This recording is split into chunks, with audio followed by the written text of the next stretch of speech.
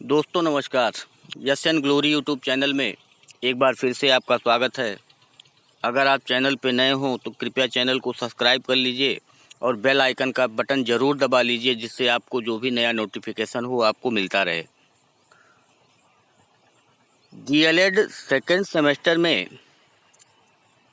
इसके पहले के जो सेशन हुए हैं उसमें हमने चर्चा किया है कि शिक्षा का अर्थ क्या होता है, शिक्षा की परिभाषा क्या होती है, शिक्षा का महत्व क्या होता है, शिक्षा के उद्देश्य क्या होते हैं, शिक्षा के कार्य कौन कौन से होते हैं। तो शिक्षा के विभिन्न पहलुओं पे हमने चर्चा किया। आज के सेशन में हम चर्चा करेंगे कि वर्तमान भारत में जो शिक्षा के उद्देश्य हैं उसको कौन कौन से ऐसे कारक हैं जो उसको प्रभावित करते हैं। तो वर्तमान परिवेश में शिक्षा के उद्देश्यों को प्रभावित करने वाले कारक, और वह भी भारतीय संदर्भ में, आज की चर्चा का मुख्य विषय यही है। तो आइए चर्चा करते हैं कि कौन कौन से ऐसे उद्देश्य, कौन कौन से ऐसे कारक हैं जो उद्देश्यों को प्रभावित करते हैं। तो सबसे पहला कारक अगर हम देखेंगे तो सबसे पहला कारक होगा दर्शन। दर्शन है क्या? दर्शन वही जो हमको जो दिखता है वही दर्शन है। जो दिखता है वही दर्शन है। दर्शन और शिक्षा के संबंध की अगर चर्चा की जाए तो जो भी शैक्षिक रूप से समस्याएं आती हैं, सामाजिक रूप से जो समस्याएं आती हैं, उस पर चिंतन करने का, उस पर मनन करने का, उस समस्या का समाधान खोजने का जो कार्य होता है वो दर्शन का होता है। यानी किसी शैक्षिक समस्या का के समाधान पर चिंतन करना, मनन करना, समाधान निकालना, यह कार्य जो है वो दर्शन का है। और जब समाधान उसका निकल जाता है तो उसको समाज तक पहुंचाने का कार्य शिक्षा करती है। तो शिक्षा लेकर के जब समाज में जाती है तो निश्चित रूप से जब उसको अप्लाई करती है, व्यवहारिक रूप प्रदान करती है, तो फिर से कुछ ना कुछ समस्याएं आएंगी और फिर से उन्हीं समस्याओं को ला करके शिक्षा दर्शन के सामने पहुंचाएगा और दर्शन फिर से उस पर चिंतन, मनन और समस्या समाधान करने का प्रयास करेगा। इस तरीके से एक सर्किल चलती रहती है।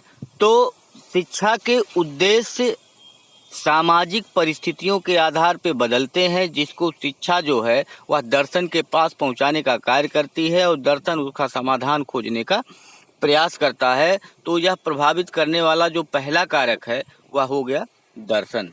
दूसरी बात अगर करें तो दूसरा पॉइंट है जीवन दर्शन। हर व्यक्ति का अपना जीवन जीने का एक तरीका होता है। हर समाज की अपनी कुछ संस्कृति और सभ्यता होती है और वही संस्कृति और सभ्यता ही उस समाज के जीने का ढंग होता है। तो जो समाज का जीने का ढंग होता है वही हम अपने आने वाली पीढ़ी को सिखाने का प्रयास करते हैं। जो नियम, कानून, कायदे जो भी समाज के होते हैं वह हम अपने अगली पीढ़ी में पहुंचाने का कार्य करते हैं और उसी के द्वारा बच्चों का सामाजिकरण करने का प्रयास किया जाता है। तो अपने ही समाज के नियमों और जो मान्यताएं हैं, जो रीति रिवाज हैं, उनको अगली पीढ़ी तक पहुंचाने में शिक्षा महत्वपूर्ण योगदान देती है। तो हमारा उद्देश्य हमारे जीवन दर्शन के अनुसार, हमारे समाज के जीवन दर्शन के अनुसार, हमारे देश के जीवन दर्शन के अनुसार बदलता रहता है। तो ये दूसरा पॉइंट, जीवन दर्शन। तीसरे पॉइंट की चर्चा की जाए तो तीसरा पॉइंट है सामाजिक विचारधारा। देखे होंगे कि अलग अलग विचारधारा के लोग अलग अलग समाज में निवास करते हैं। एक ऐसा समाज जिसमें देवी देवताओं को माना जाता है, एक ऐसा समाज जिसमें देवी देवताओं को नहीं माना जाता है, एक ऐसा समाज जिसमें ईश्वर को साकार रूप में जाना जाता है, एक ऐसा समाज जिसमें ईश्वर को निराकार रूप में जाना जाता है। तो जहाँ पर जिस विचारधारा के लोग निवास करते होंगे उसी विचारधारा को आगे बढ़ाने का प्रयास किया जाएगा।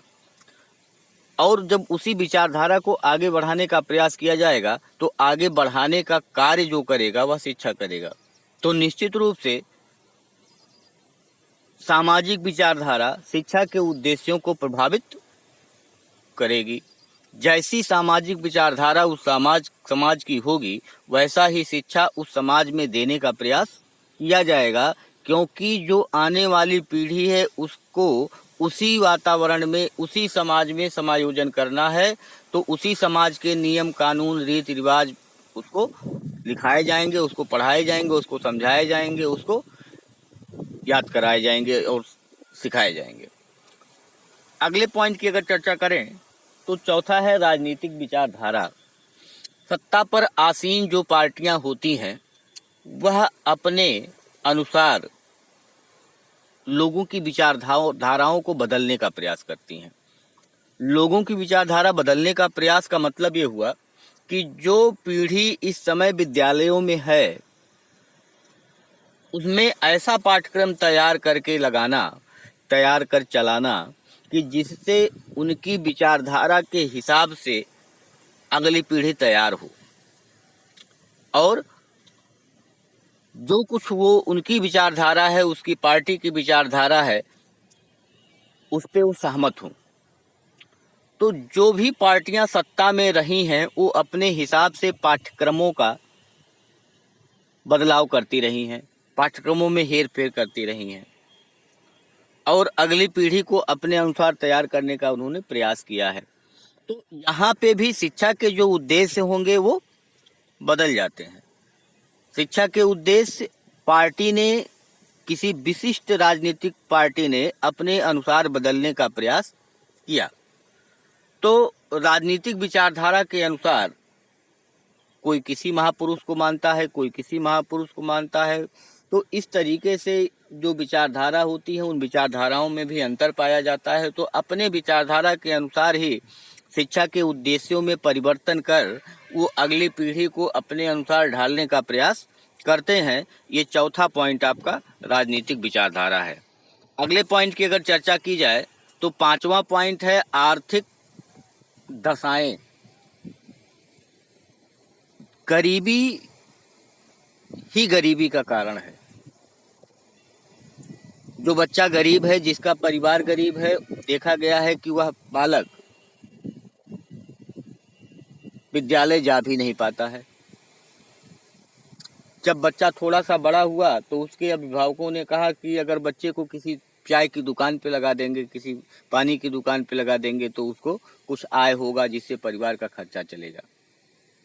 उनको यह समझ नहीं है कि अगर यही बच्चा पढ़ लिख करके होशियार हो गया, वो किसी काम लायक हो गया, तो निश्चित रूप से यह पूरे परिवार की जिंदगी को बदल सकता है। लेकिन इस चीज को वहां तक पहुंचाने का प्रयास किया जा रहा है, लेकिन अभी तक हम उसमें सफल नहीं हो पाए हैं। तो जो आर्थिक दशाएं हैं, आर्थिक दशाएं जहाँ पे फैक्ट्रियां ज़्यादा हैं वहाँ पे टेक्निकल डिग्री बांटी जा रही हैं, टेक्निकल डिग्री दिया जा रहा है, टेक्निकल शिक्षा दिया जा रहा है। जहाँ पे कृषि कार्य ज़्यादा होता है वहाँ पे कृषि से संबंधित शिक्षाएं दी जा रही हैं। तो जहाँ पे गरीब लोग हैं वहाँ पे जो शिक्षा का स्तर है वो बहुत निम्न है। वहाँ पे केवल जो शिक्षा का उद्देश्य है वो उनको किसी प्रकार से उनको साक्षर बना देना है। जहाँ पे ज़्यादा फैक्ट्रियाँ हैं वहाँ पे उनके अंदर कोई कौशल डेवलप कर देना है। तो इस तरीके से जो आर्थिक दशाएं हैं, यानी कि जो गरीब समाज है उसमें, जो मध्यम वर्ग का समाज है उसमें, जो उच्च वर्ग का समाज है उसमें भी शिक्षा के उद्देश्य बदल जाते हैं। तो आर्थिक दशाएं भी शिक्षा के उद्देश्यों को प्रभावित करती हैं। नंबर 6 है, छठवां नंबर हम देखेंगे, ये 6 नंबर है, तकनीकी उन्नति। तकनीकी उन्नति का मतलब होता है कि जो हमारी टेक्नोलॉजी है वो जितना ज़्यादा डेवलप होगा उतने ज़्यादा औद्योगिक रूप से हम विकसित होंगे और जितने ज़्यादा हम औद्योगिक रूप से विकसित होंगे उतने ज़्यादा हम आत्मनिर्भर होंगे, क्योंकि जो सामान जो वस्तु हमको चाहिए वो हम स्वयं बनाने का प्रयास करेंगे और स्वयं बनाएंगे भी। तो ऐसी कंडीशन में जो तकनीकी उन्नति होगी, तो जिस प्रकार से हम उन्नत करते जाएंगे उसी प्रकार से हमारे जो शिक्षा के उद्देश्य हैं वो बदलते जाएंगे। जब हमारे पास टेक्निक नहीं होगी तो हमारे शिक्षा के जो उद्देश्य होंगे वो कुछ और होंगे। जब हमारे पास तमाम प्रकार की टेक्निक होगी तो हमारे शिक्षा के उद्देश्य कुछ और होंगे। ऐसे कामगार हमको तैयार करने हैं, ऐसे कर्मचारी हमको तैयार करने हैं कि जो हमारे पास तकनीक है उसको और आगे लेकर के जाए। तो जो तकनीकी उन्नति है वह भी कहीं ना कहीं हमारे शिक्षा के उद्देश्यों को प्रभावित करती है। अगर अगले पॉइंट की चर्चा की जाए तो अगला पॉइंट है प्राकृतिक दशाएं।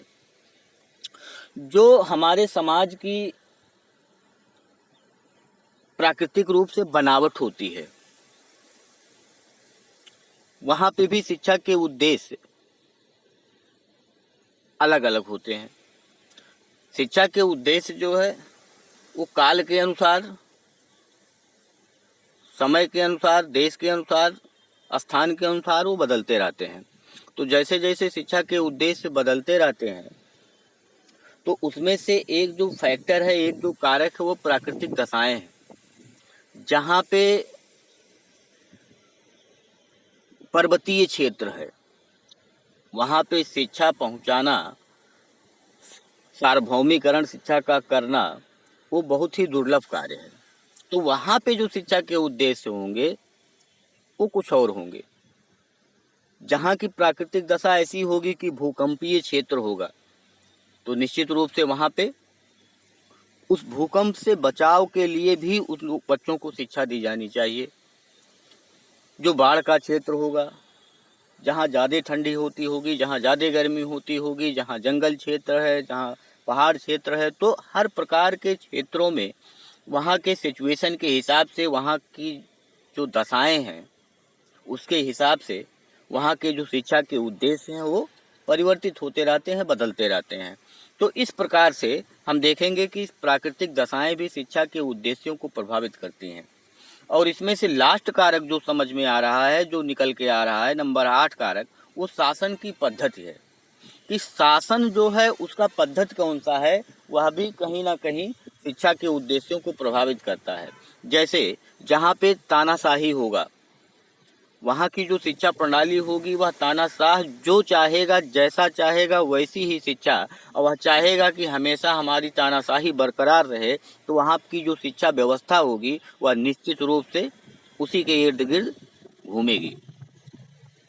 जहाँ पे लोकतंत्र होगा वहाँ पे सभी नागरिकों को बोलने का समान अधिकार होगा, अपनी बात कहने का समान अधिकार होगा। तो वहाँ की जो शिक्षा प्रणाली होगी वो लोकतंत्रीय शिक्षा प्रणाली होगी। वहाँ पे जो छात्र होगा वह अपनी बात को शिक्षक तक पहुँचाने के लिए स्वतंत्र होगा, जो शिक्षक होगा वह अपनी बात को छात्र तक पहुँचाने के लिए स्वतंत्र होगा, यानी कि दोनों स्वतंत्र रूप से क्रियाकलाप करेंगे। लेकिन जहाँ तानाशाही होगी वहाँ पे सब कुछ शिक्षक ही होगा।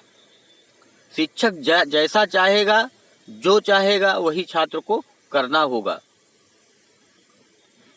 और एक शासन हस्तक्षेप रहित, कि किसी का हस्तक्षेप बिना रहे।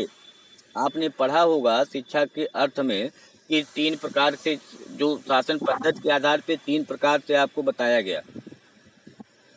तो वहाँ पे आप देखेंगे कि जहाँ हस्तक्षेप रहित शासन होगा वहाँ पे जो शिक्षा का पद्धति होगा, स्वतंत्र रूप से बालक क्रियाकलाप करते हुए, क्रियाशील रहते हुए सीखने का प्रयास करेगा। तो वहाँ पे जो शिक्षा के उद्देश्य होंगे वह कुछ और होंगे। तो इस प्रकार से हमने देखा कि जो शिक्षा के वर्तमान भारत में शिक्षा के जो उद्देश्य हैं उसको प्रभावित करने वाले कारकों में जो पहला कारक है वो दर्शन है, दूसरा कारक जीवन दर्शन है, तीसरा कारक सामाजिक विचारधारा, चौथा कारक राजनीतिक विचारधारा, पांचवा कारक आर्थिक दशाएं, छठा कारक तकनीकीय उन्नति, 7वां कारक प्राकृतिक दशाएं और 8वां कारक शासन की पद्धतियां हैं। तो चर्चा हमने किया उद्देश्यों को प्रभावित करने वाले कारक पे। अगर आपको वीडियो अच्छा लगा हो तो वीडियो को शेयर करिए, अपने मित्रों में पहुंचाइए, चैनल को सब्सक्राइब करिए। नमस्कार, धन्यवाद।